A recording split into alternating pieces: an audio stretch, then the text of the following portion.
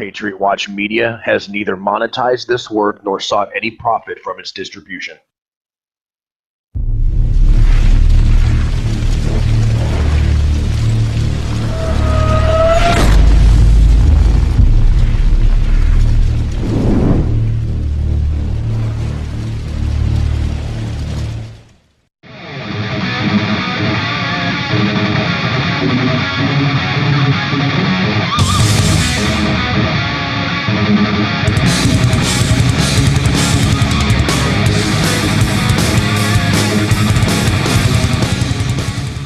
You are now tuned in to the Wednesday show with your hosts, Joe and Scott, where you will always find the purity of truth.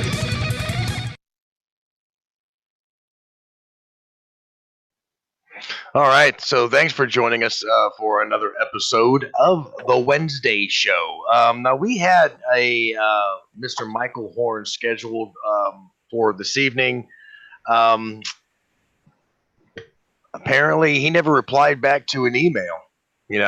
And Chet tried to reach out to him. Our program director, Chet's been trying to reach out to him, and it's been nothing. So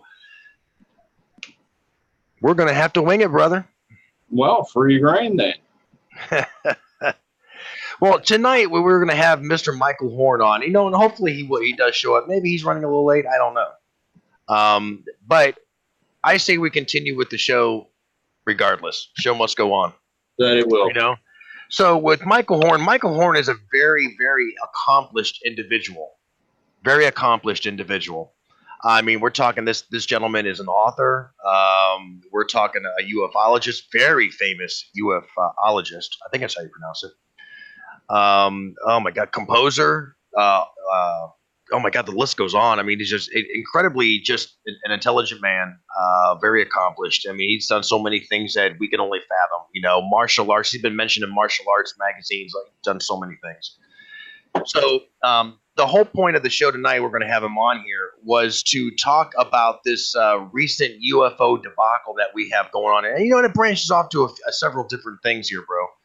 Because we know how the senators, they received a classified debriefing on the UFO sightings, right? We also know that Harry Reid wants hearings on what the military knows about UFOs. And, they would be surprised how the American public would accept it. And I have a reasoning behind that we can talk about here. But really, it also branches off into Trump's Space Force, okay? Now, this is my thing here. I don't think you believe in UFOs, I mean, but... Well, I can't say that I don't. Mm-hmm. But, I mean, here's my take on it. I mean, do I believe that we're the only species ever to exist? No. In the universe. Right. I will say, even if there is intelligent life out there besides us, I mean, to me, there's got to be. Because If not, this planet is very stupid. Right. Well, and I would agree with that. Human beings in general, just in the short time span, because if you actually look at it, it's been declared that from the very beginning of time to where we are right now has only been almost like a millisecond to like 0.2 seconds of like the entire time span of the universe. Right. Now, just in what we've accomplished in that amount of time, it is amazing. But at the same time, look at what we're arguing about today, and look at where humanity is standing today. I mean, right. we're just dumb. We just like to argue. We like the drama. We like BS. Right. But besides that, even looking at it as a person of faith, I'm like, the whole thing is they would like to sit there and say that would debunk, the Bible, faith, religion, all this other stuff. But I'm like, look at it this way. That it's been said that we are made in, God's images. That's the image that he had for me. That's the image that he had for you. Now, what's to say that he didn't have an image for them and their species. Well, see, this is where the debacle comes in for me, because this is where I struggle, with all of this. I mean, because in Genesis, in the Bible, it talks about let's make him in our image, not my image, our image. That's plural, So I mean, that's just one little thing, but there is a plethora of stuff. We can't deny when it comes to the UFO thing, and I know we're talking about with the senators, the Pentagon, Harry Reid, Space Force, this and that, and the other, but it does delve into a lot of different things, to where we can't deny the oldest text that they have found thus far, from old Samaria, which is now modern day Iraq, and describes the Anunnaki. I mean, we can't deny it. It's not like folklore. It's not like it's been hearsay handed down from one generation to the next. I mean, they found them. Yeah. All the tablet. They found the tablet, so you can't deny it. The story of Noah and the story of the fallen angels goes back thousands of years before anybody in the Bible was even thought of, if you really stop to think about it. I mean, so when you're talking about the Ajiji, and the Anunnaki, and Enki, and there's all these individuals, these players, and you look at throughout history, and you can't deny what the evidence that history provides us. I mean, from history showing us all these what do you want, hieroglyphics to artifacts, pottery, whatever, and different things talk about, or they depict, your third eye, the chakra. They depict, they depict pine cones everywhere. Well, it just so happens your pineal gland is pine cone shaped and has a lot of what your two eyes are. Yeah, is made up of what a lot made up a lot of what your two eyes are made of. What I'm trying to explain. But that's just a couple small things. I mean, there's just so many evidence. There's also scientific evidence out there. Not everything is a hoax. Not everything is somebody out there with fishing string holding a pie plate in front of a camera. Not everything is fake, And I find it hard to believe that we are literally the only species in this universe. I really do.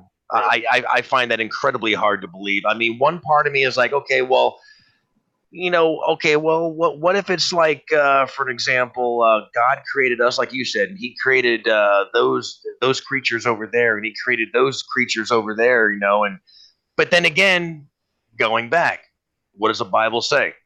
Let's create them in our image. A lot of things in the Bible happened thousands of years before anybody in the Bible was even thought of, and then we have all this evidence. So I'm led to believe that, and people are going to hate me, but I kind of struggle with that. As a matter of fact, right here is Michael Horn. Let's go ahead and bring him on right now. There we go. But I struggle with that. Well, let me go ahead and unmute him there. How you doing, sir? Fine, thank you, and I'm sorry for the delay. I guess I got a little screwed up in the details here. How are you? No problem, sir. Not a problem. We're doing great here. It's an honor and a privilege to have you here. Well, thank you. I'm delighted. I mean, I don't know what will happen after we start talking about all this, but I'll be delighted. Well, I tell you what, we can start off here.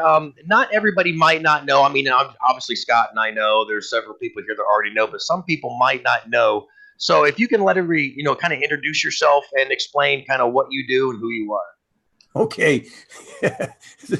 I laugh because here it comes, right? So my name is Michael Horn, and I am the authorized American media representative for a man named Billy Meier. And Billy Meier is an 82-year-old Swiss man. Mm-hmm. He has one arm. He lost his arm about 50-something years ago, his left arm. And he claims that since he's about 5 years of age, he's been meeting with human beings who have been tutoring him in a vast array of sciences and you name it. And the kicker was that he says they don't come from here. Well, as you can imagine, a lot of people went, well, this guy's got to be crazy. Right. Except going back to 1964, when he had two arms, he was taking photographs of their craft. And to this day, his photos, especially from between 75 and 81, pre-digital, remain the clearest photos and films of non-terrestrial craft ever taken. And we've had some pretty interesting experiences with people who've analyzed and people who are skeptics, as you can imagine. And if you want, I'll give you like one of the better pieces of, what would you call it, corroboration for his claims. And that is that about 2.5 years ago on a Saturday morning, I got a phone call from out of the blue from a kind of gruff sounding older guy who said his name was Joe. He said he was an investigator. He didn't say what he investigated, but he asked me if I would be willing to discuss this Billy Meier case with him because he was very blunt. He said, I think it could be a big hoax. And I said, well, let's talk about it. So for about 3 months, we went back and forth, and then he kind of disappeared. Reappears in late August, and he calls me up and he says, you still willing to talk to me about your UFO thing? And I said, yeah. He said, okay, I'll tell you who I am. I am the former top investigator and supervisor for the United States Air Force Office of Special Investigation. That's the OSI. He says, we don't have anything to do with UFOs. Our task, he says, when I was with them, was protecting the safety of the United States of America. And he said, after we spoke, I applied my military protocols to researching your evidence and information going back to 1964. And he said, before anything else, check your email. And I did. There were all the documents from the Air Force and stuff. They're raving about this guy. And I said, okay, so what do you want to tell me? He says, I want to tell you that after investigating this Billy Meier thing, I will tell you that it is 100% ironclad, authentic, and I will take on any skeptics on your behalf, which he did. Wow. And yeah. So, you know, I'm new to your show. I'm new to your information. I don't know what people's perspectives are on these things. I'm glad to discuss any and all of it, questions, challenges, what have you, because look, if it's true, it's arguably the most important development in human history. Mm-hmm. Really contact with another race of beings. And so it does provoke an awful lot of, questions, challenges. I've taken on every top professional skeptic that I could, starting in 2002. And now they won't even attack the case anymore. So with that being said, I would imagine it raises a few questions for you on your end there. Right. Well, I mean, obviously, Scott and I both believe, in the whole, UFOs, extraterrestrials, I mean, you basically name it. I'll even go as far as I actually believe in the aspect of the Anunnaki, and old Sumeria and in modern day Iraq, and I'm sure you're well versed in that. Because I mean, it's like we were just discussing before you came on here. Not everything is a pie plate on a fishing string in front of a camera. Not everything is a hoax, And I find it, me personally, very hard to believe that we are, in fact, the only people in this whole vast universe, this galaxy, and then you got to think of this solar system and this galaxy, and then how many more there are, and then how many more galaxies there are. I mean, it's just almost like it's infinite. And it's pretty arrogant to think that we would be the only people, the only creature. Well, I agree with you, on just about everything you said. There's some things about the Anunnaki that may not be accurate, but the point actually is, the real important point is that there have been, prior to us being here on this world, other humans who had come and gone, going back literally of years. And the thing I like to tell people who are willing to handle the UFO part, and then this surprises them, I say it's the least important part of it, because once we get past the authentication of Meier, has literally hundreds of cleared photos. They all taken pre-digital. They've all been analyzed. Okay, no hoaxing. But the thing that's harder to explain is that he has published. He's got 45,000 pages of information that he's published. He's typed it out with one hand in German, 100 words a minute. I mean, it's an amazing thing to see. And we have charted, there's only 5,000 or 6,000 pages in English available. We've already found 250 plus specific examples of prophetically accurate scientific, geopolitical, environmental, economic information. And it is far and away off the charts, especially because of what's coming our way, what's already happening, and what's coming our way. So there's a lot of very controversial things in this case. There's something to offend everybody, I'll tell you right now. But there's also enough to bring people together in common purpose, which is what my goal is.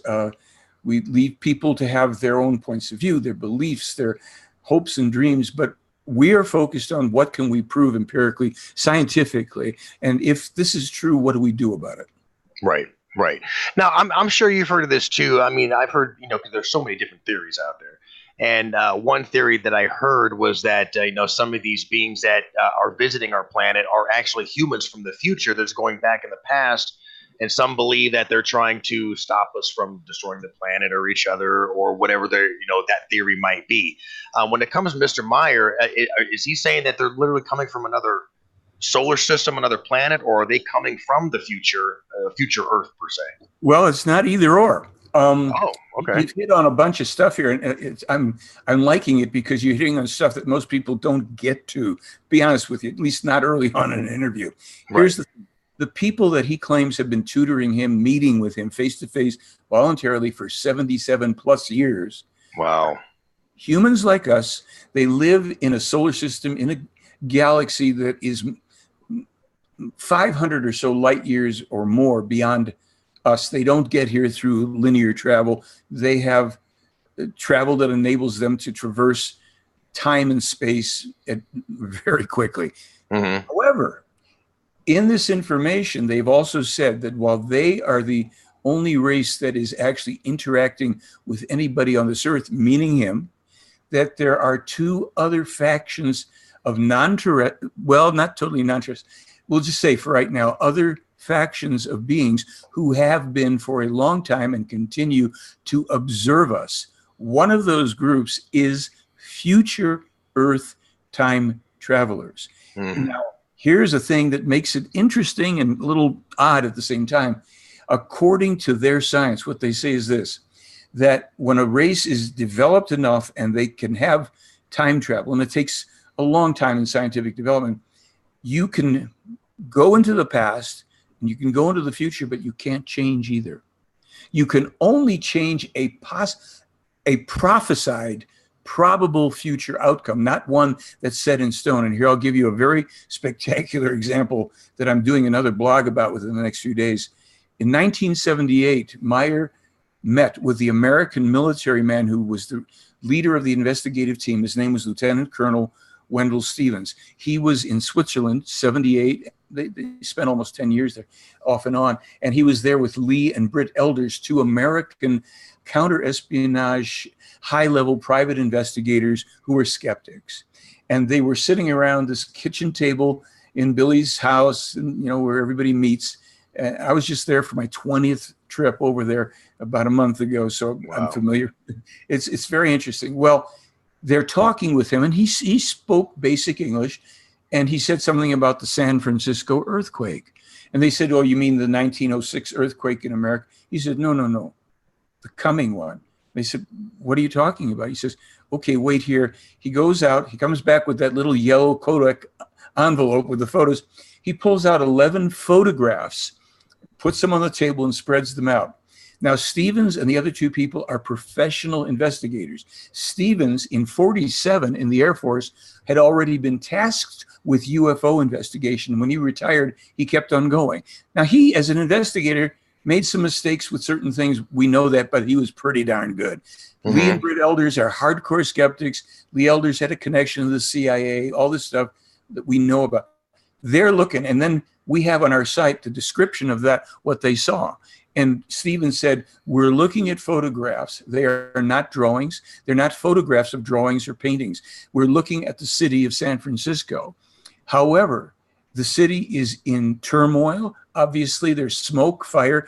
Buildings have fallen into each other. We can see the cracked top of the Transamerica building. And we're trying to figure out when this would be. And Meier said he is sworn to secrecy. He may not tell the date. So we're scouring these photographs, and we pick up on one thing that we can zoom in on. The cars that we can see on the streets, the ones we can see, do not look like the 1978 cars. And he's a rounder, and there's a lot of glass on the windshield. Some of the glass goes into the roof line. They're rounder, like, you know, we have the Beetle today. He was talking about the VW bug. And he said, and the other thing is, he says, those outside rear view mirrors aren't on a lot of these cars. 1978. Well, if you know that now, within the past 5 years, Tesla, Toyota, Nissan, Mercedes, you name it, that technology now exists. And right. Well, and it's funny you say that because, I mean, as I'm sure you're aware of, California's been barraged, the whole West Coast, with earthquakes, and scientists are now expecting an 8.2 in Southern California sometime soon. Yeah. I have family and friends there, and I lived there for 40 years. That's only part of what's coming. You see, in 2005, Meier was given information by these people, allegedly, that there was going to be a 9.0 earthquake that would run for 5 minutes, followed by a tsunami, another earthquake and tsunami, and it would be in the Cascadia subduction zone. That was published on my site in 2005. 3 years later, OSU, Oregon State University, comes out with the same finding. That's only part of it. There's a volcano called Cumbre Vieja in La Palma, the Canary Islands. That is going to erupt, and if certain things aren't done, it'll wipe out 20 million people on our eastern seaboard. All of this information we've made available to scientists. There's more to this. I mean, okay, while we're on the earthquakes, 1948, Meier's first extraterrestrial mentor is a man named Svath.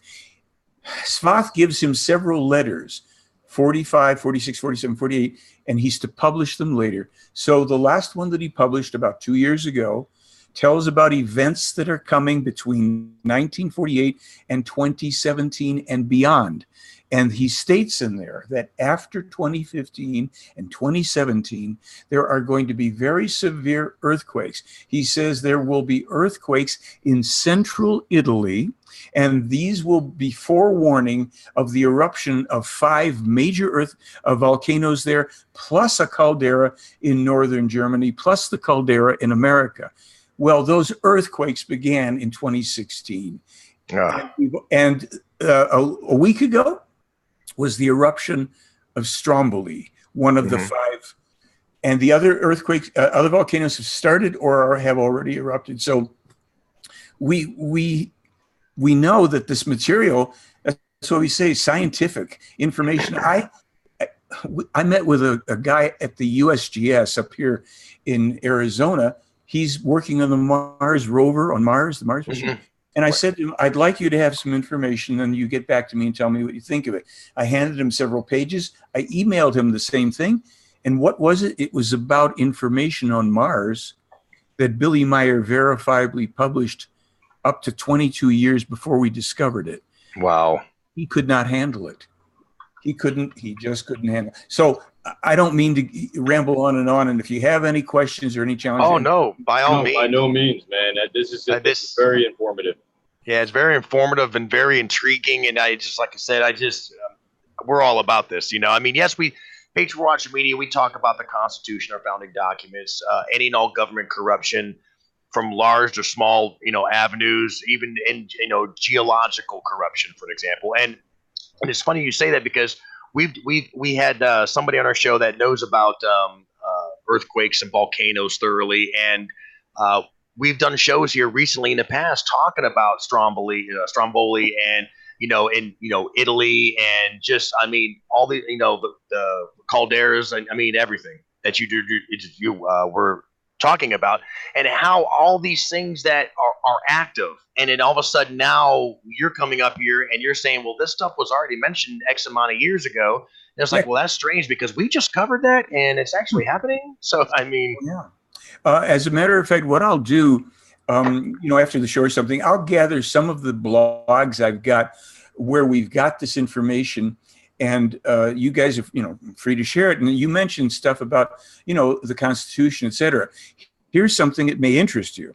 In 1981 and again in 87, Billy Meier wrote that the USA in the future will have two coming terrible civil wars, one following upon the other. I read the first 81 in 86 when I was with a guy who had this material. I laughed out loud. I'm not laughing now. Nobody's laughing now that can read the handwriting on the wall. Now, let me just say this. I'm not a politically partisan person. I like to find out what truth is and the facts and go with principles. There are things that I've seen very few people in political life that I think are worth anything. And I'll tell you, if I think left and right, I like Rand Paul. I think he's one of the clear, honest, tell it like it is people. And on the left-hand side, I think that Tulsi Gabbard, with the exception of some of her crazy crap about people should just come into the country and do whatever they want, she's at least principled and she doesn't want to see us plunge into wars. The problem, whoever's at the helm here, we've been warned, and this will sound very bizarre, the warnings in this case go back over 10,000 years about the danger of the U.S. provoking Russia. These go back before there was a U.S. and Russia by name. But you would know the name of the prophet if I tell you who actually published that. You won't find it in places other than in what's called the Henoch or Enoch prophecies, which have been in the keeping. This is different than what most people have seen. This has been in the keeping of these people. Actually, their involvement goes back 13,500 years to Jeremiah, Enoch, Elijah, Isaiah, someone named Emmanuel, and another prophet or two. But again, I don't go with, I never tell people that they should believe what we're talking about. And I can understand there are people who have very diametrically opposed political, religious, any number of views. And I say, look, if something's true, it's true. If it isn't, it isn't. And that's it. So whatever people are most attached to, we've got to find the truth, because what Meier has said is coming here in his recent writing is very bad. And I'm sorry, go ahead. I didn't mean to go ahead. Oh, wait, go ahead. No, I was just going to say, well, we're along the lines of what, our belief system, what we stand for. We don't favor political parties, ethnicities, races. All we care about is the truth. That's all we care about. Well, let's walk a moral code and treat people the way you want to be treated. And let's worry about the truth. No argument. That's all we care about. No argument there. Well, then I can tell you this. In terms of what Meier wrote in 2017, and again, this is just his writing. We'll see. He said, well, the first time he told me something that pertains to this, in 2006, I was in Switzerland. And I said to Billy, was the Iraq War fundamentally about oil? And he said, no. It's fundamentally about your dollar, and if things go a certain way, you may as well roll cigarettes with your paper money. And I said, huh? In 2017, he said, there is a coming global financial crash. His teacher had told him this already in 48, but there's a coming global financial crash.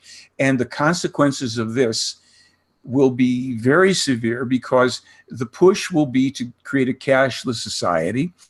He also said, and in 58, he said, there is something that will be formed called the EU, the European Union, which will work along with the US to biochip every man, woman, and child on the face of the earth and control them. Very dangerous, must be avoided. So in 2017, he said, what's coming that is terribly dangerous? Two things. One, the so-called elite, if you will. There is an agenda among a certain very powerful faction to do manipulation of DNA and different things to create race and culture specific illnesses, to eliminate huge numbers of people, number one. Number two, in the future, the government of the USA will turn against the people and will turn the police and military against the partly heavily armed populace. I live here. You live here. Right. Now, again, this is in a document that is full of a lot of information. We have a lot of this. It's nothing I would like to see happen. I'm sure you wouldn't either. But there are some very powerful forces in this world that even the people that talk about the deep state know nothing about. And there's some sinister stuff. But this is why what this whole thing with these people and Meier is about is to try to get us to take responsibility to assure our own future survival. No one's going to do it for us. Right. Oh, I agree with that wholeheartedly. And let me ask you a question. You know how there are some conspiracy theories out there. Like some people like to just create stories and all kinds of stuff, and then they get around a room. Next thing you know, a little rumor becomes people believe it to be true. Some people believe that all of this evil wickedness going on, like we all know, like the biochipping and all these other things in the field, we call them the elites and whatnot. Some people believe that it doesn't stop at the elites, a few greedy human beings. Some people believe that there's a theory out there that is actually aliens that are actually controlling the top dogs of the human, and it kind of trickles down. I mean, what is your take on that? Well, it's interesting because it's not any longer accurate. Let me explain. And I have a lot of this information on my site. I'm not going to go into certain details because it'll be enough to give you this. Sure. There was a race of human extraterrestrials who came from the same original race these alleged Plejaren people did. They were a splinter group, and they took a left turn where the Plejaren took a right, meaning they went negative. And what they did, going back many, many thousands of years, was to base themselves beneath the Great Pyramid. They had a subterranean base about a mile beneath the Great Pyramid. They had craft down there. They had highly advanced AI robotic guards and things. Meier was taken to see this. Okay. They also had under a certain type of what they called telenotic control. That means a high-level telepathic mind control that they could beam through radio waves, telephone wires, anything. They had over 745 political, religious, and other leaders under this mind control. They were a force behind the Tula Society that was the force behind Hitler. Now, as you see, the plot thickens. So they were on the planet, and they knew about Meier. And what they did is they caused trouble as much as they could. And then on one day in 1978, I think it was in August, they decided they wanted to kill him. And what they did is they sent we'd call it a drone, unmanned craft with a sonic weapon that they then put above his home, his center. It's a big farm building. And they were timing it with the explosion of cannons that were going off in the valley to celebrate some holiday there.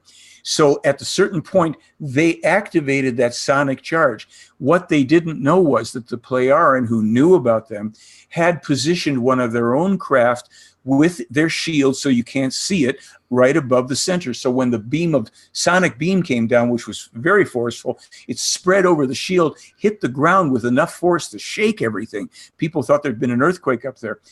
Technically, at that moment, the Plejaren had been attacked by these people, and then, in accordance with what we would consider very natural law, once attacked, they could defend themselves. They went with a fleet that they had ready, and they took possession of all these people. They destroyed everything remaining, so nothing will be remaining in that deep underground. There's no longer a base. They sealed it up, and they removed those people, for the most part, to a very distant place. However, one of that group is known to these New Agers and UFO people as Ashtar. They have this term, the Ashtar Command. That was a real guy. He was one of those people. And he and some of his people somehow got away in time, and they had their own technology, and they went to try to attack a race that works with the Plejaren, who is a far more powerful race. So those people don't exist anymore. Right. But that's the story. So to address your real point, no. To the best of our knowledge, and we would have heard, this is strictly terrestrial greed, power, hunger, corruption. That, is human beings are capable of great height and great depth. And unfortunately, what is running the world for the most part right now Right. is negative. Now, I mean, do you think that UFOs are a threat to national security? No, of course not, because also from this case, there's so much information, it'll blow your mind. During the First World War, UFOs per se were seen over the battlefields of Europe, and the protagonists, all of them, thought it's a secret weapon from the other side. When nobody was attacked by these things, there was a conspiracy of silence entered into, even by the opponents of each other. They wouldn't talk about it. Even Woodrow Wilson then knew. And what happened was that's when the secrecy about UFOs actually started.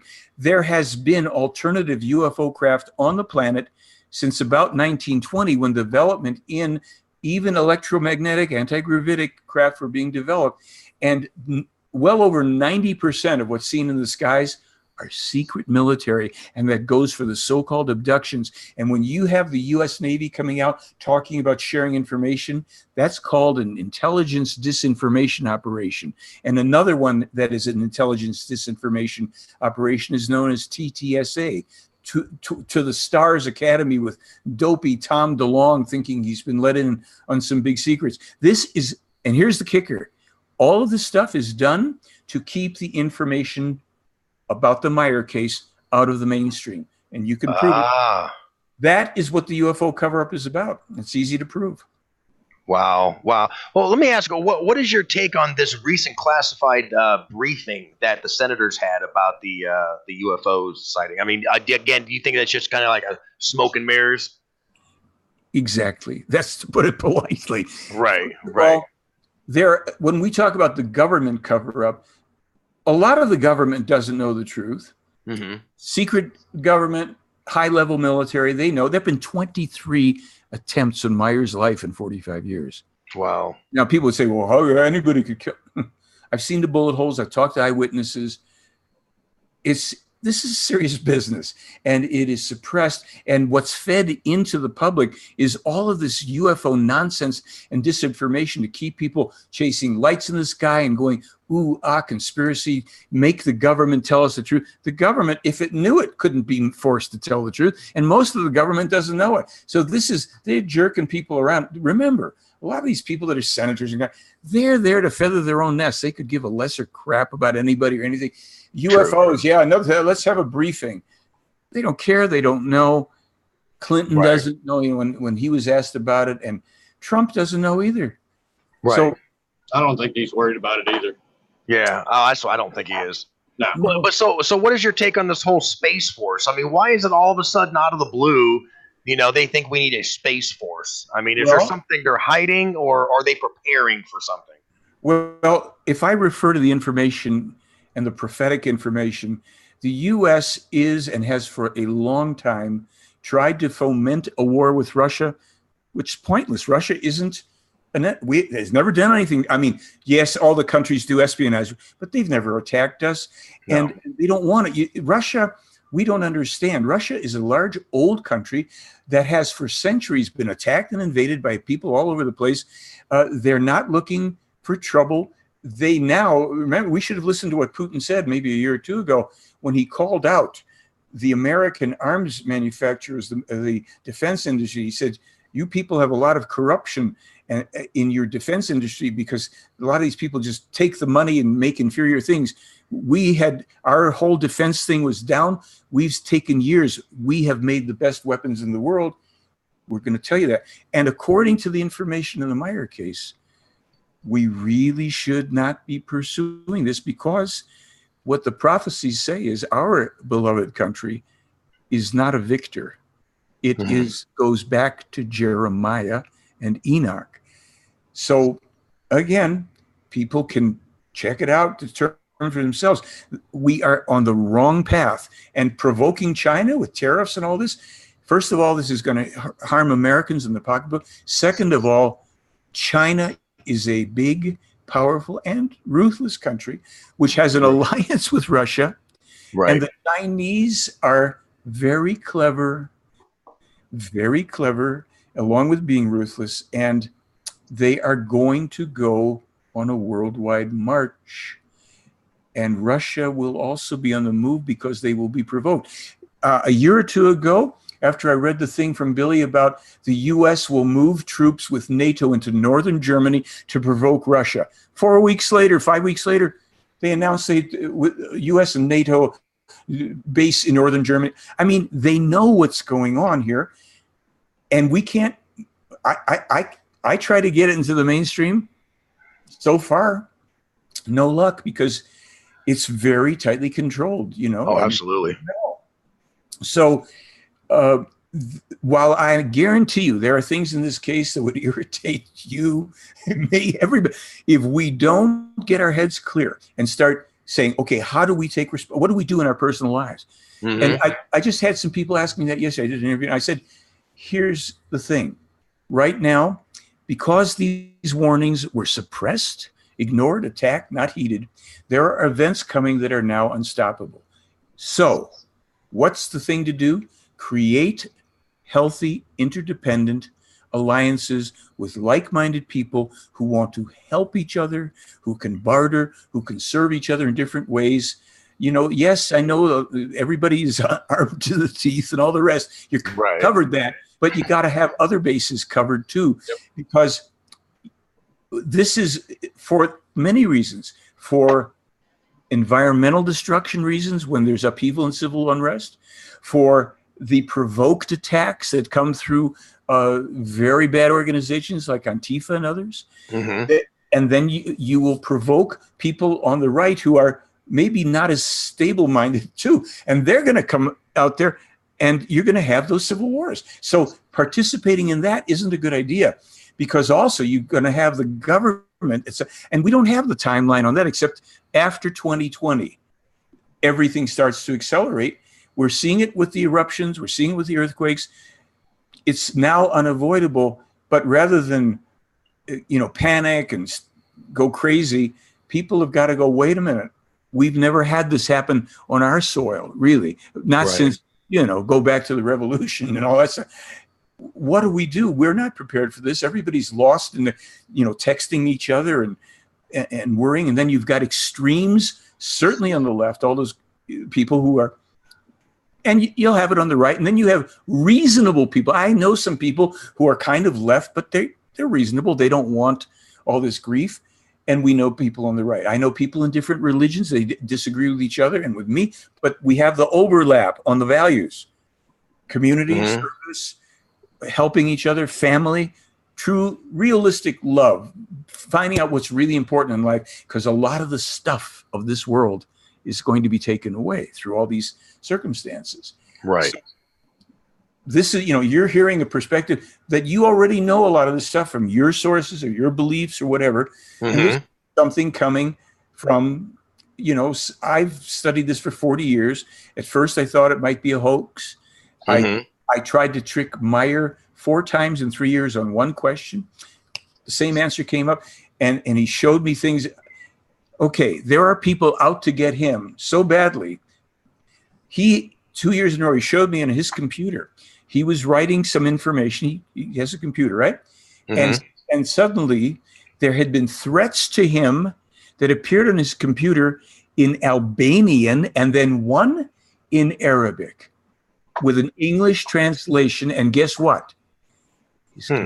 His computer isn't online. Really? Even the player told him, there are some people that have some very nasty technology on this planet, and they are attacking you without you being even online. It's pretty sophisticated. So this is not about, perfect space brothers and people coming to save us.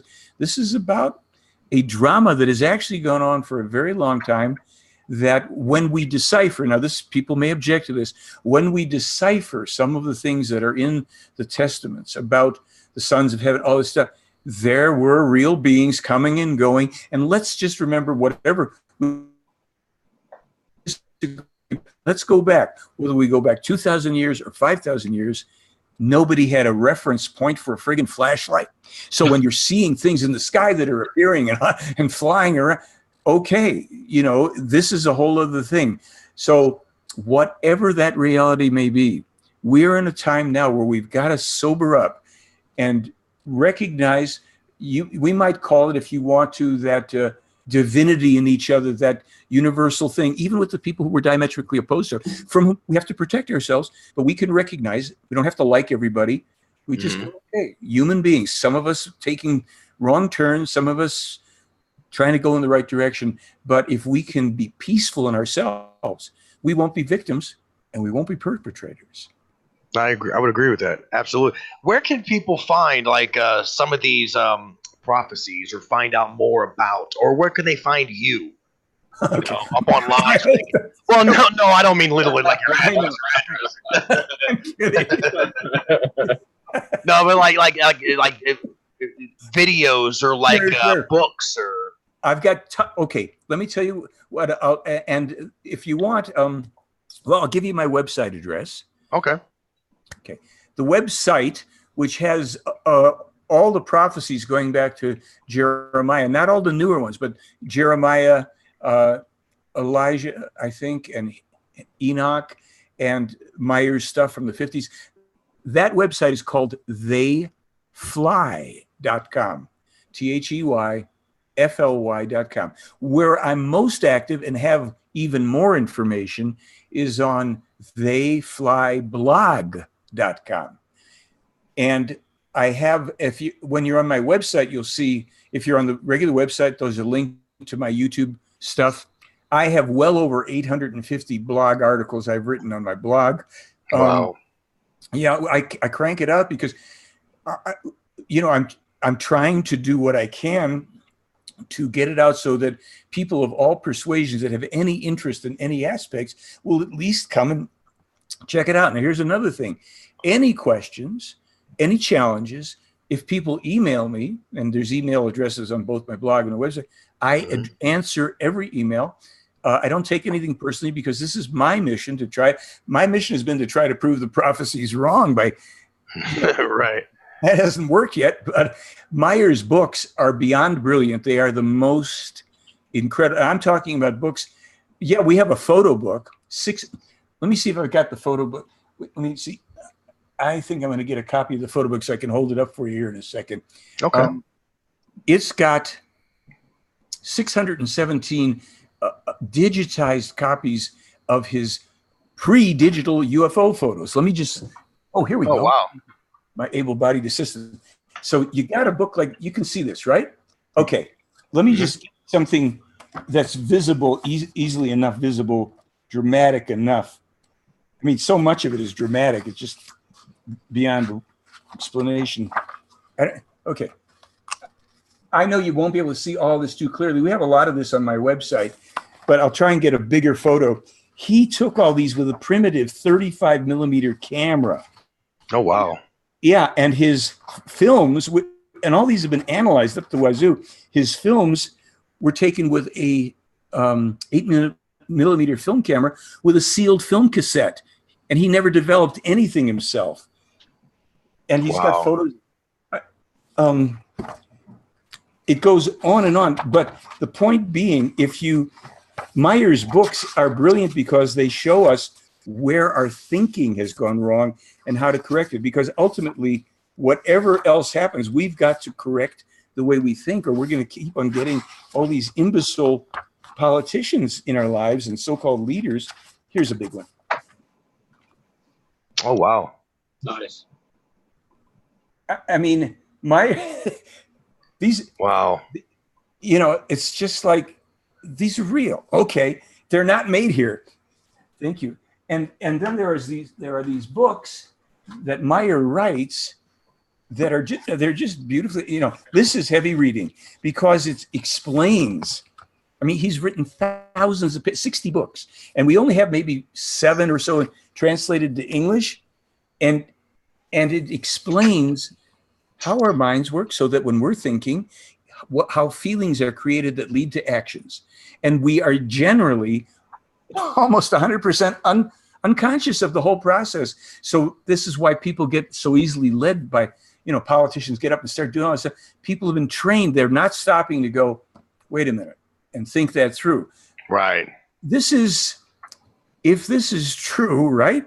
This is not This is not your UFO idiot conspiracy stuff with all these liars that come around talk, oh, reptilians and evil grays, and come on, you know, there's no evidence for not a one of those people has one piece of evidence. And Meier's got 1,200 photos, metal samples that were analyzed at IBM, sound recordings analyzed at 4 sound labs, including the lab I had recorded, a sound studio I recorded in LA years ago.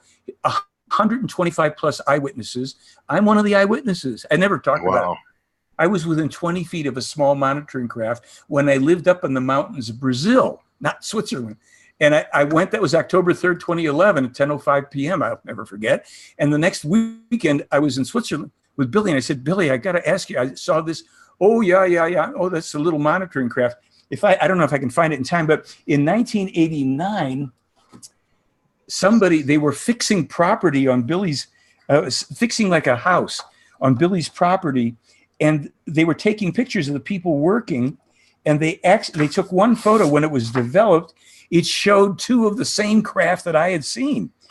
But they showed up broad daylight only in the film. They were not visible to the people there. And it was really fascinating. Wow. Yeah. So, I mean, if I hadn't seen it myself, I go, okay, really, you know? So, and I know people who have also other photographers who have photographed the craft.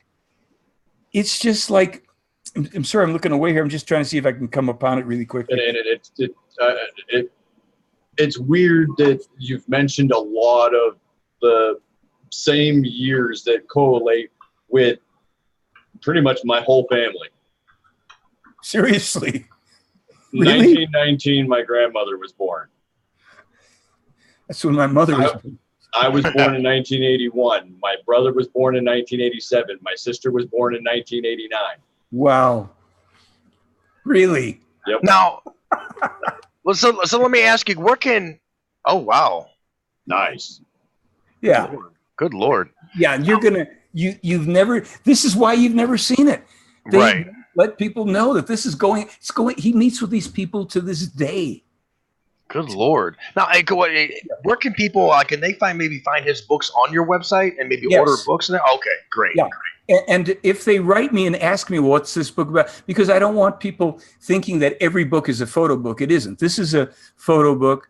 And because it's expensive, we also have photos on my website, so people don't have to buy a book if they don't want to. And the other books are very, very thought-provoking. They're very, they're like deep study. If you want to know how to fix a computer or a car, you get an instruction. You get a what do you call it? Like a textbook, and it's neutral. It just tells you, if you do this, put this there, then you get this result.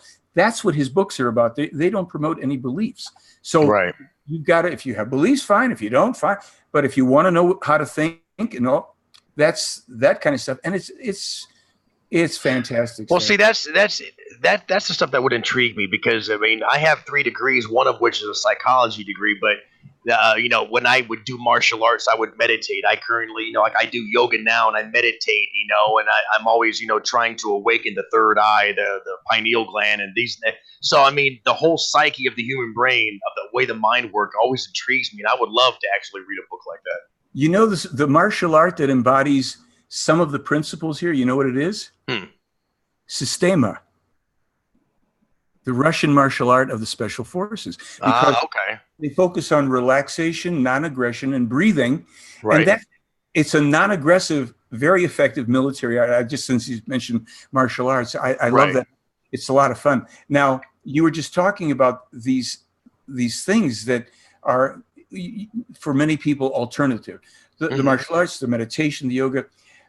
This is the mind component of it. Right. This is the mind, thought, feeling, action component, and it embodies and covers virtually every area of our life. And how but they're very direct. They just speak directly without concern that anybody's offended. It's like they're saying, you try it. Like your teacher comes over and says to you, if you're going to do this movement, you do this. I've created 2 therapeutic processes, one of which I didn't realize, but after I sent it to Meier, they endorsed it. They said, teach this with every every, workshop you do, everything, it's based in an experience I had doing Qigong, where a process came through. Then I have another one that I used to do with video called Future Self, which I wrote a book about, because now what I did is created a process that people just follow the steps. Use your cell phone, your tablet or computer, and you do your own goal setting, interacting with yourself. And wow. that's I've got that on Amazon. Anyhow, I love my stuff, but I don't promote it a lot, because this to me is the most important stuff, because it embodies everything that's important to us. And sure. Meier's books are just simply, they're unequal. They psychologically, to understand what our psychologists and psychiatrists don't understand, and right. their mistaken steps that they take with certain things that just screw things up more. Anybody wants to write, email, I'll discuss what I can. You'll find the books on my website on theyfly.com. There's a shop. And then you have questions, you write me, or maybe we'll get on the microphone, because I don't want people also to buy a book that is, let's say, not what they're expecting to get. Right.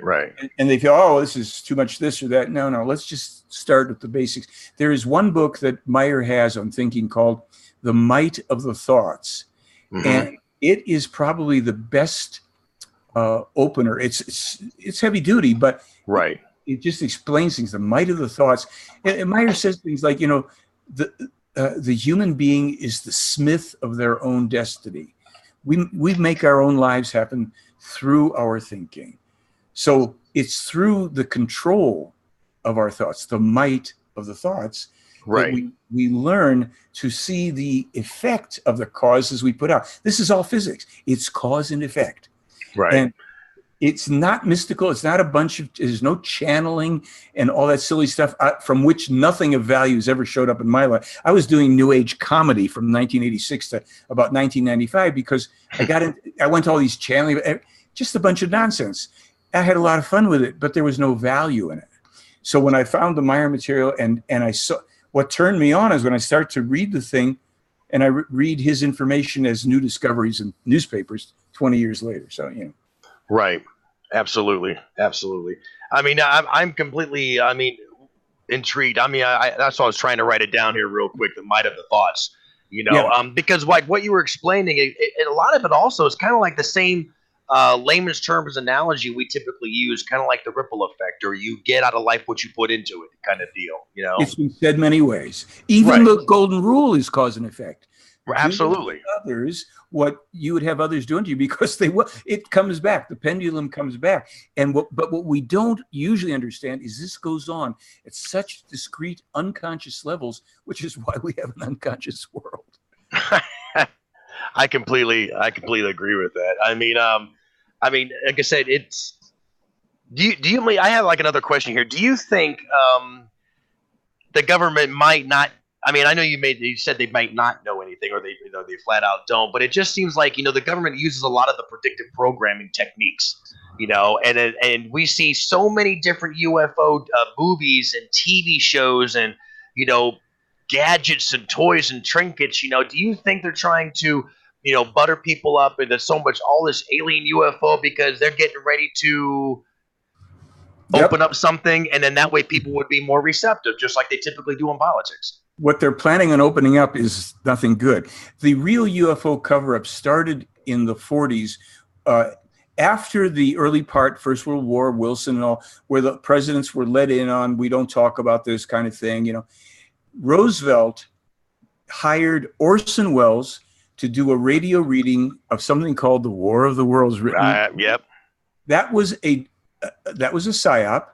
And both Orson Welles and the author of that, H.G. Wells, spelled differently, were under threat of death to themselves and their family if they didn't do it, and if they ever mentioned that there was a military involvement. When the crash at Roswell took place, which was real, and the androids were found, this is what helped to lead to this whole disinformation campaign about evil aliens, because these were strange-looking little androids. They weren't the ETs from their home world. And this is where the evil gray thing came. Abductions are military ops. I have a friend up here who was a ranger, Army Ranger, also worked at Dulce in secret weapons and saw alternative craft. He was telling me, he said, I was there for the first time. He says, I'd worked with a lot of things, and I'm at a place called Camp Navajo. He said, I'd worked at Dulce, I was at Camp Navajo, and I'm watching, they're testing these things and they're making these weird turns. So I said to the sergeant, what the heck are those? And he says, oh, those are drones. And he says, those aren't drones. I fly drones. Drones do not do right angle turns. He says, never mind, just get back to work. So what they're set up for is a possible, not for sure, but still possible fake ET attack. We are not being attacked by anybody from outer space. Right. Right. So this has been a well over 60-year-long program of disinformation. When people found out, when the CIA found out about the Meier case, they got a base right up above Meier's place on a road. I've driven by it 150 times. They're not there anymore. It was an abandoned Swiss military base, and they monitored everything going. They took photos of the craft coming up and down. They told one of the investigators, he says, well, can you give it to us for analysis? And he says, no, this conversation never happened. This is the Meier case, because it is so beyond sci-fi. I know that when people hear this, a lot of people go, it can't be. It sounds like, I go, it's okay. You don't have to, there's nothing to believe. If you're interested, I'll give you everything you need to know to determine for yourself that, like my friend Joe from the OSI, and I think this is a hoax. Are you willing to talk? I said, I'm willing to talk. He's an expat too. I'll tell you, he doesn't even live in the country anymore. Wow. I mean, I'm going to ask, I have like one last question here. Anything you want. Well, you know how, again, if you've ever heard of those things, kind of like you see them in China, like the floating cities, they were cities above the clouds. I'm sure you're well versed in that and heard of that. Now, we've also heard there's this theory about, the government possibly using, not hypnosis. What's the word I'm looking for? Hologram? Yes, mass hologram to make people think that, Jesus is coming down, or make people think we're being attacked. And in today's day and age, with the kind of technology we have, and like you said, there's a lack of discernment in a lot of people, a lot of cognitive dissonance, complacency, Stockholm syndrome, blah, blah, blah. And it would be easy to fool a lot of people into believing that Jesus did come down here, or we are, in fact, being attacked by aliens. I mean, what are your thoughts on that? Okay. Did you ever hear the Fatima, the visions at Fatima? Yes. And I mentioned to you the ETs that were based beneath the Great Pyramid. They holographically generated that whole thing for those three girls there to perpetuate a certain religious mindset of being in awe and very subservient kind of a mindset. Their agenda was to create a false second coming, and they had already done two things. They had manufactured a fake cross of the crucifixion, spear of destiny, and bloody nails and crown of thorns, which Meier was shown, and his ET contact said these things, because Meier was raised religiously. He's not a religious person now, but he was shown this stuff, and he said, well, that's the artifacts from the crucifixion. And they said, no, those were made by these people, and this would pass scientific testing in your world. And then they told him, there is a California man named O. Reinhold Schmidt. He's a corn merchant in California. This is going back to the 50s. And he is being led to believe through this kind of mind control that he is going to be the second coming. He then, if this agenda is carried out, would be able to point to, bring these artifacts forward, and then they would get a one world religion under their control. Oh, wow. Yeah, so globalism, it's all good. So that happened, and here's the kicker to that. And you can see this on my website for free. If you go to theyfly.com and search in my little search engine 1964 India. I think the search box is up on the right-hand side there. 1964 India. And you click on that. I'm going to, while we're talking, I want to see if I can do it, because I want to make sure that I lead you to the right thing here. Oh, no problem. Help yourself. Okay. 964 India. Okay. So when you do that, the first thing that'll come up will say India 1964. Now you'll see some images below that, at least I get it on Google. I don't know if anybody there is, surfing right now, but you can click on either an image where you see a cross in the sky, or you can click right on the India 1964.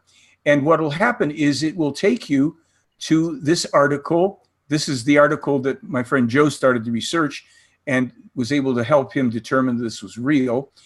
Towards the very bottom of this page, there is a photograph.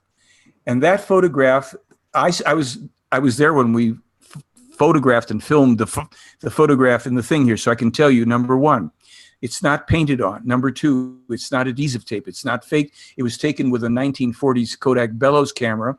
In the lower center to the left slightly is Billy Meier sitting on the ground wearing his cowboy hat in India in 1964. Above his head to our right is a cross in the sky, partially obscured by clouds, so you can tell that it's up there. That is a hologram generated by this extraterrestrial woman for him for certain reasons, and I have interpreted that certain ways because of the connection of all of this to India, to the events in Jerusalem, et cetera, et cetera. And if we ever want to talk about that after you look into this stuff, I'm glad to do it. Out of respect for anybody's belief system right now, I'll leave it at that. And you can look at that cross floating in the sky. In 1964, that was a hologram generated. What our technology nowadays has the capability to do is pretty out there. I have a friend who's a former Team 3 Navy SEAL who was telling me about technologies his team worked with in the 90s. They already had, the military always is at least a whole generation. Oh, absolutely. They're at least 30, 40, 50 years ahead of what the public knows, and everything that we're sitting there talking about, like like earlier, the time travel, this, that, and the other. I mean, that would also kind of like branch off into maybe the Mandela effect, and things of that nature, wouldn't it? Well, or you think that's something completely different? I think it's different. I'm not so sure it's actually genuine. What happens is, once you get into this area, people float all sorts of claims, all sorts of theories, and the flat earth and the rest of this stuff. And then what happens is people go off on the tangents instead of looking at something that has factual information that they can either determine is true or not. You can't do anything with the flat earth and the Mandela effect and a few other things that also don't have any real relevance to the things coming down on us. Right. Now, we do have a question here from one of our family here. They're saying, what does Billy say about I think it's pronounced Vimana of India, and how the tech described in their history?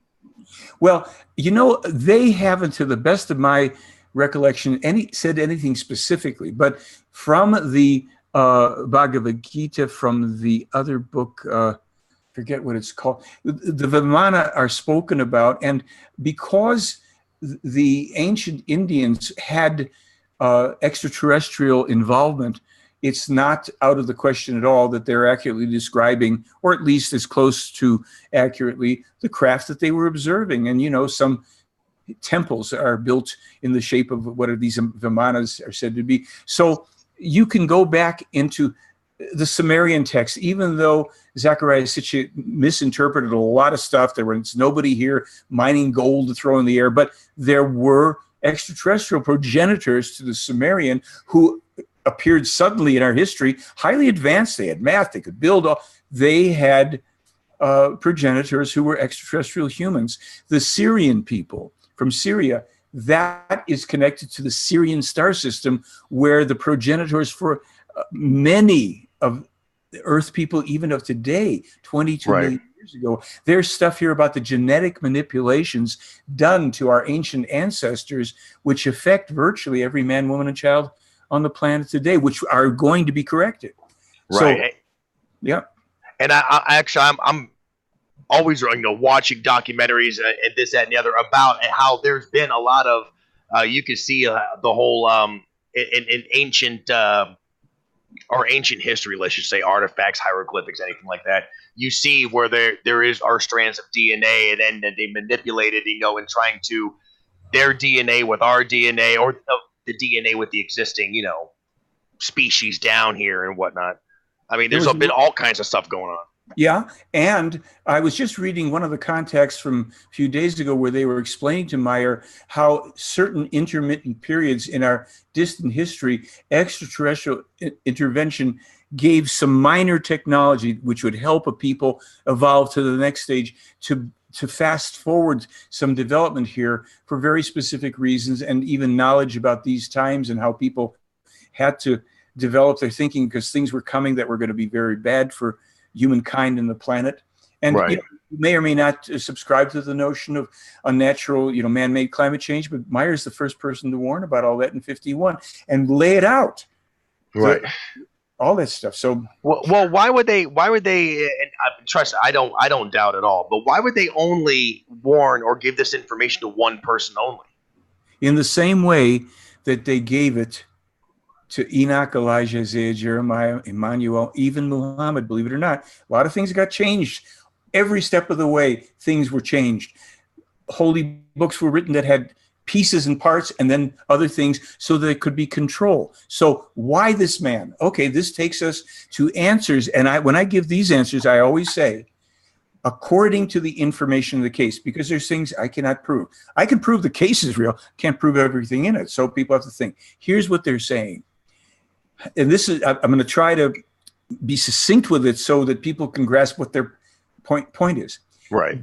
They claim that one of the laws of this universe is reincarnation. Mm-hmm. And that there is a part, not what we call a soul, which is a temporary thing located around the solar plexus. The psyche that you mentioned is more of what the soul is. The eternal, immortal human spirit placed in the brain where the superior colliculus is, I think it's called. And this is a part piece of this creation, this universe. It is an energy that runs every life, and it reincarnates with a new personality periodically after certain time after death.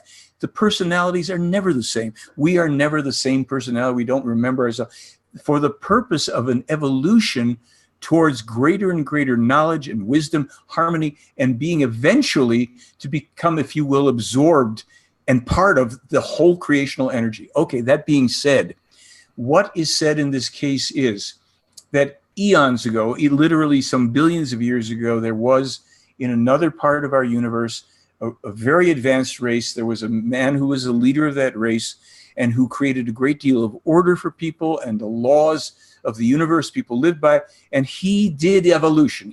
His spirit went into these higher levels of evolution, but his people over time, they focused too much on their technological advancement. They became like high-tech Star Wars on steroids, right? Mm-hmm. Racing around in the universe and putting people in bondage and destroying planets and things. And they went very much astray. And his spirit form agreed to come back into the reincarnational cycle to act, to first of all, come back to those worlds and correct, to get his people back in gear, and then to act as a prophet in the universe for people. Right. Which is never, as we know on Earth, never a glorious position. You're going to be attacked, hacked, nailed up, knocked down, whatever. So it is a function then of that particular spirit to reincarnate in whatever world it dies on, because that's a law of creation. Again, mm-hmm. Nothing to, this is just like, think of it as a theory, if you will, whatever you want. Sure. And that in this case, that spirit form would incarnate here on Earth, starting about 13,500 years ago, as a specific prophet who would work with the ancestors of these Pleiar and extraterrestrials to bring the universal truth to the people of Earth who couldn't read, couldn't write.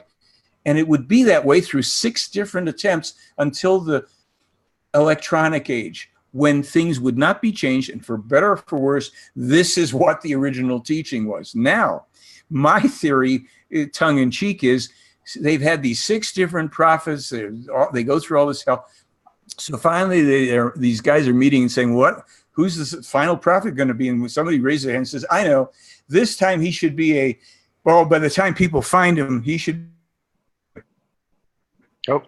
a late middle-aged, gray-bearded, pot-bellied, one-armed Swiss farmer. Nobody's going to start a cult to follow him. He'll just get this stuff out, and the people of Earth might get it straight. So here you have Billy Meier, the least liked guy. Hello. And if you ever spend time with this guy, he's just the most normal human being, sweet nature, considering how much grief this man has had in his life. Have your arm ripped off your body. You told 10 years in advance, hey, there's nothing we can do about it. Kind of your destiny, but you're going to lose that thing in 10 years. Have a nice day. And to push that, good God. I mean, honestly, this guy was known as the Phantom in the Middle East because in the late 50s, he was traveling around. He had become a crack shot. He had been in the French Foreign Legion. He learned all that stuff, but didn't want to be a killer. But he had these skills. So when he was traveling through the Middle East, Pakistan, India, Turkey, other countries, he would go to the police and they would hire him to bring in serial killers and mass murderers because he's got like nerves of friggin' steel. Nothing throws him off. And he would go and he would arrest and apprehend people. And I'll never forget the first time I asked him, I said, Billy, wait, you're packing a big Magnum and all this. He says, I never killed anybody. I only shot back if they shot me. I would wound them. Then the authorities come and take people, but I would never kill anybody. It's like, you're sitting with this guy whose life is beyond anything you can think about. And so you're going, well, I don't know. And because he does not court that kind of attention, you must believe, you walk away going, I guess I got to keep on studying and figure this out for myself. Right. So to me, it's been worth, more than half a lifetime's worth of study here. Wow, it sounds like it. Yeah, absolutely interesting, intriguing. If you have any questions, I'm glad to hang in for any. If you're done, it's no problem. But because you've given the opportunity, anything I can at least. Oh, yeah. Well, absolutely. I mean, everybody's loving the information here. There's not really any questions per se. Well, we have one from our sister Tamara. She's saying if Zachariah Stitchin's misinterpreted the text, then so have about 100 others. They all say the same. It's not really a question. Yes, because Zachariah Sitchin, I met him years ago. I knew a guy who did his work with him. Mm-hmm. And not that makes one thing, but I just recall it goes back to the late 80s for me and all that. And I bought the 12th Planet, Stairway to Heaven, whatever. And then a lot of people jump in on the bandwagon, taking his interpretation of certain things to be literally true. The fact is, it should be good enough that a lot of the Sumerian artifacts, they do show people, in what appear to be like spacesuits. There is a legitimate extraterrestrial component to the history of the Sumerians. They were a peaceful people. They got run off by, I think it was the Aryans who came, who also were descendants of an ET race. So it's nothing against Zachariah Sitchin. It's just that he didn't have as much of a command over things as he thought in terms of the language. Right. Absolutely. Well, I'll tell you, it's been an honor and a pleasure to have you on here, sir. And we'd love to have you back here in the near future, if you don't mind. I'd be glad to, of course. And if you email me just to remind me of any of the areas of information you're interested in, because then within the next couple of days, I'll put together a bunch of links for you because you'll be able to go to those things. And then you can search the website, you can search the blog and any term and see what comes up, because a lot of this is a bit hairy, to tell you the truth. But sure. It is what it is, and people have to find it out and make up their own minds. Absolutely. Well, I want to thank you for the opportunity. Absolutely. Thank you. Oh, man, pleasure's ours. And we want to thank everybody for tuning into our show tonight. Scott and I will be back tomorrow night at 9 o'clock Eastern time, same place, same sandbox. Other than that, we will talk to you guys later. Peace out. Thank you again, sir. Yes, will sir. there be a link that you can send me so I can share this with my people? Oh, absolutely. I was going to do that as soon as we get done with the show here. Okay, great. Thank you so much. Thank you, sir. We will see everybody tomorrow at 9 p.m. Eastern time. Take care. All right. Bye-bye. Thank you. God bless. Stay safe.